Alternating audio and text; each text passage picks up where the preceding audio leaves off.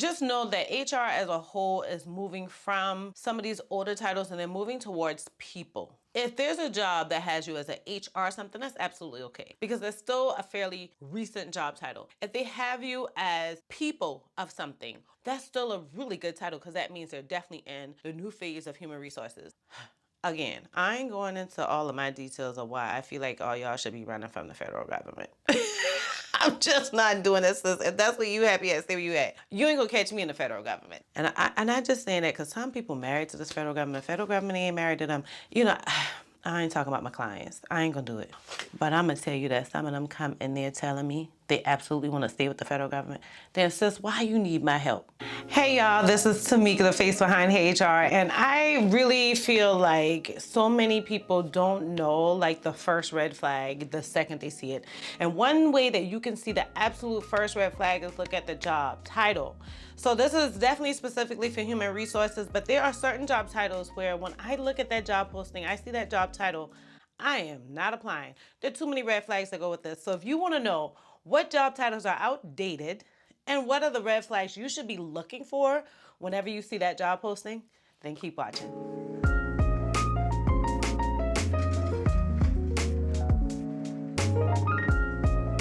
So the absolute first job title is any job title that includes the word personnel. Personnel is an ancient name in the human resources space. It's an ancient name in any organization. A lot of people may say, well, I work for the federal government and I've been working here for a really long time and I have job security and blah, blah, blah. Child, federal government outdated. People might be like, well, I work for local government, I work for state government, and we've been using personnel for a long time. It's scary because that tells you way too many red flags as to why you need to get out there. Now, I'm not going to go into my federal government, state government spiel because if you've been around HR for a long time, then you know me and federal government don't get along for several reasons. But if you want me to do a video on that, just let me know. I'll definitely do it because I don't think that's the prime job or prime place to work for anymore. Times have changed, honey. Just like these job titles. So personnel is super duper old. It is one that came out when HR first moved from, actually when HR first started becoming HR. But the very first name that HR was known for in most organizations, kind of globally, or at least I would say universally for the field of HR, is personnel. It used to be the personnel department.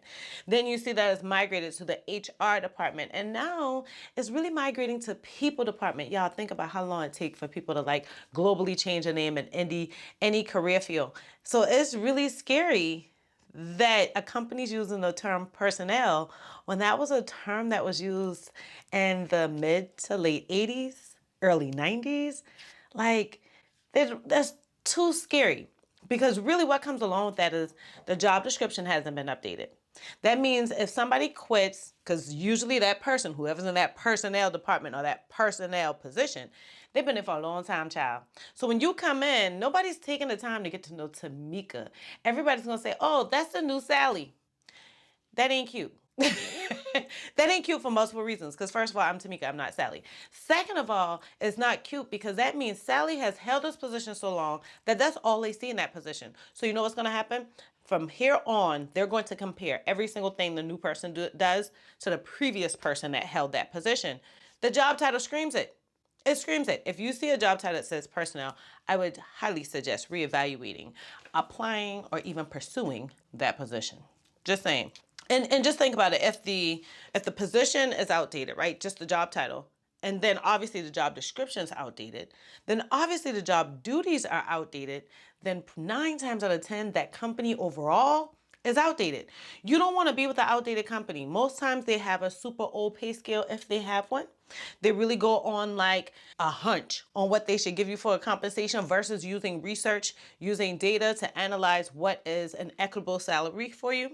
Most times the benefits are super outdated. Most times when they give you something in the form of a benefit as an employee, they think it's a favor, not realizing that that's where the world is moving to, that we're using equal. It's a mutual agreement. It's definitely reciprocity between you and that company. But those companies that have the name personnel, they don't see it that way. It's also really scary because policies may be outdated. The SOPs probably don't even exist. You're really just setting yourself up for failure. You're setting yourself up to learn on the job by yourself. Nobody to teach you. For you to learn by trial and error that every time you do something wrong, they're going to say, well, Sally ain't ever did it that way. Listen, I'm trying to tell you, stay away from the job title personnel. And there's another job title that you want to stay away from, and that job title is officer. Let's be clear. If they're still calling someone an officer and you're not in the military, you're not in the police department where you actually are an officer and not a human resources professional, then it's kind of scary. It is really creating a culture for you where people look at you as someone who's kind of gonna come around and be like the police. Well, being a police isn't a bad thing for some people, but for others it is. Whoever knows if it's a good thing or a bad thing for that person. So you don't know if you're walking into someone that's comfortable with the title of officer or they're not comfortable. So I absolutely would not ever apply or work for an organization that has the title officer. To be honest with you, when I see officer and personnel, I just keep scrolling. I don't even look at the job description. I don't look at the salary. Even I've seen personnel job descriptions that have like really good salaries. I'm like, child, no, I ain't doing it. I ain't doing it. Just know that HR as a whole is moving from some of these older titles and they're moving towards people. If there's a job that has you as an HR something, that's absolutely okay because it's still a fairly recent job title. If they have you as people of something or people manager or what have you, that's still a really good title because that means they're definitely in the new phase of human resources. But personnel and officer, I would run. The next title that I would run away from is representative. Child, I am not like in the political field. We're in HR, so I would not want to be called a representative because honestly, it really brings confusion to not only you, but also your organization. Because now people are automatically thinking you represent the company. People automatically think HR works for the company. And I am here to tell you that that's just not the case. I work for both. I work for the employee and I work for the employer, and I find equal ground that works for both. And that's what HR should be. You're not working for just this company. You're not working just for the employees. I hear so many people who say, I want to stand up for employees. I want to work in HR because I want to help employees. I really want to be the face for employees. Child, you working in HR for the wrong thing because you got to work for the company too. You work for both parties. So when someone is being called representative, it really brings confusion because people may think that you represent them. They may think that you represent the organization. Either way, you're divided to a side, and that's not what HR is. HR is working for both parties equally. With all three of these job titles, it's no different.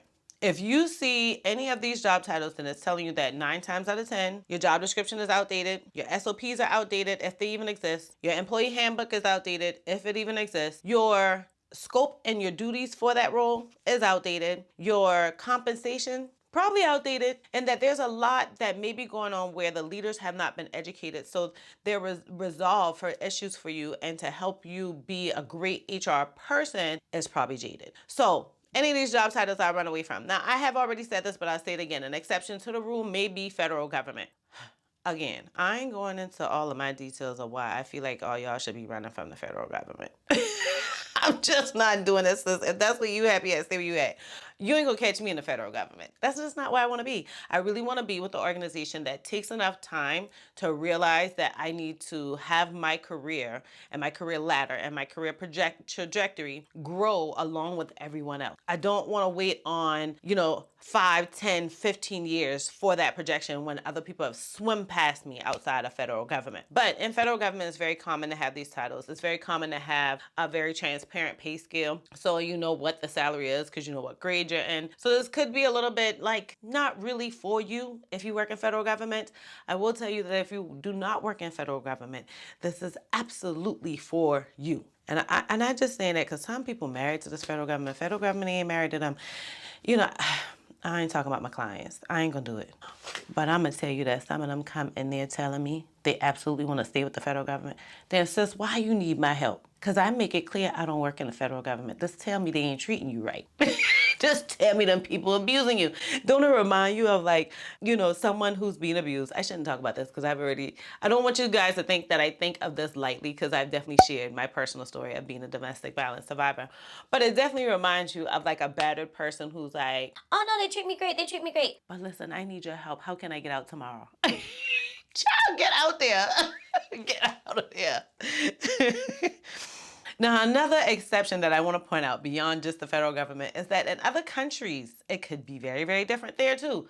So this all applies to the US. literally the US. I know personally from working in global HR that the UK is very different, the Philippines is very different, India is very different, Australia is very different. Like a lot of countries are not the same. So if you're not in the HR, if you're not in the US, please don't take this for gospel. It might be different for you. I don't know. I'm a US citizen. That's the only place I live. So I'm really not that familiar with it. So I want you to know, just because Tamika said it, that doesn't mean it is absolutely correct. Cool?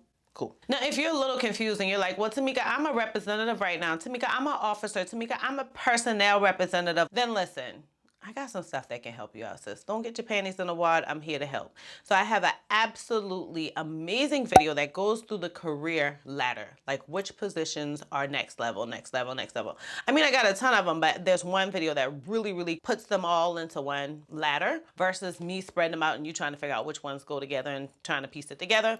So I'll put the link to the HR career ladder in the description box. That should definitely help you understand like which titles you should be seeking or how you should create your career path so that you can be like absolutely successful in HR. Now, don't get it twisted. That's not the only resource I have because again, I told you I have a ton of videos. So I have a playlist where you hit one video and it's just gonna keep going, but it's gonna go through all of the HR positions. If you're like, well, this HR career ladder video was very helpful, but I need more meat and potatoes, Tamika. Got you. So I have a playlist. I'm going to put the link to that playlist below as well, just in case you can't find it because it is on the channel. Don't worry. I'm going to put it in the description box to make things a little bit easier for you, okay? Now, my resources don't stop. It's such a blessing to be in this place, and I'm so happy that now I have more than just like one resource to give you guys, but I have another resource. All of these resources are absolutely free. So the next is that I have a couple HR blogs that talk about the different positions in HR, and so I'll definitely put the links to those blogs below. They're on my blog page on my website, but they're older. So I'm just going to put them in the description box so you don't have to like search for them on the site. But honestly, if you go to my blogs, I'm pretty sure you'll find a lot of those super duper helpful.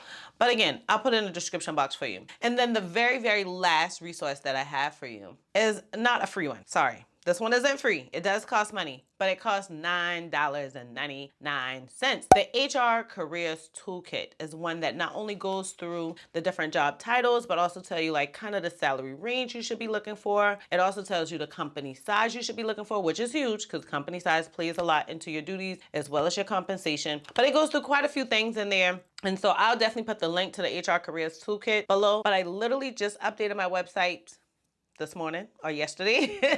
So if you go to the shop page, it's there as well. I know previously it was not there, but now it is absolutely there for you. So feel free to grab it there. Again, it's $9.99. I'll put the link for it in the description box. Oh, y'all. Sis been working on a lot of things. Sis has been working on a lot of things simultaneously. And this was not even like planned. I totally didn't plan it this way. As you can see, I've been telling you guys all about my she shed / studio that we're making. So this is my last time recording with this background. And it really is, and it's really bittersweet. It's bittersweet. I have a video that's coming up that I literally have already planned where I'm talking about my last year of being in my 30s. And y'all, something as simple as like building a shed and doing so many things that I've done when I was 39 years old has really touched me. And so this is monumental. I didn't even think my channel would grow big enough to be out of my office. Bitch, you think it's small. We need to be thinking big. You need to be thinking big, bitch. You need to be thinking big, bitch. So it's such a great place. I definitely already did videos on that. Still have to do one more video where I show you guys how I decorate it, but I'll put the links to that in the description box. This has not only been busy because I've been building a shed, but I've also built the fence. So if you look at the first video to the second video, you'll see the fence is there. I didn't talk about it. That's coming in another video. I added a storm door in the front of my house, which is huge for me because I've been wanting a door there for forever. I celebrated my 40th birthday in Cabo San Lucas, Mexico, and oh my God, y'all, that thing was beyond a dream. You know, this is when imposter syndrome hits in. This is when all my insecurities hits in, where I'm like, do I even deserve all of this? It was absolutely amazing. My cousin and my girlfriend planned it all because I asked them to plan it for me. And I did not share this with you all, but last year when I created my website, was that last year? Yeah. Last year when I created the website, I had so many different things going on, working a full-time job, taking care of my daughter, my dog, taking care of my home myself, doing so many things one time. It took me straight into a panic attack and I just didn't want to get there again. That was the scariest thing for me. You know, it's still something that not only fights you emotionally, but also mentally.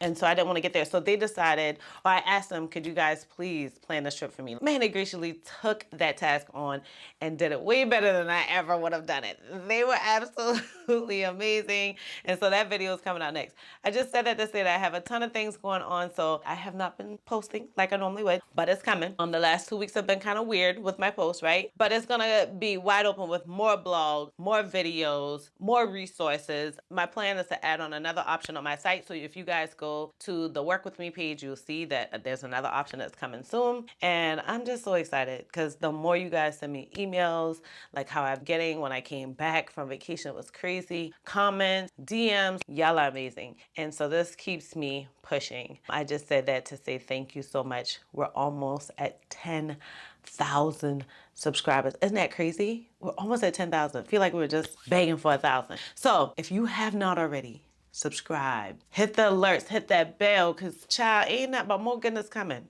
Nothing but more goodness coming. For those of you who constantly returning, we going places, baby. We going places. See y'all on the next video.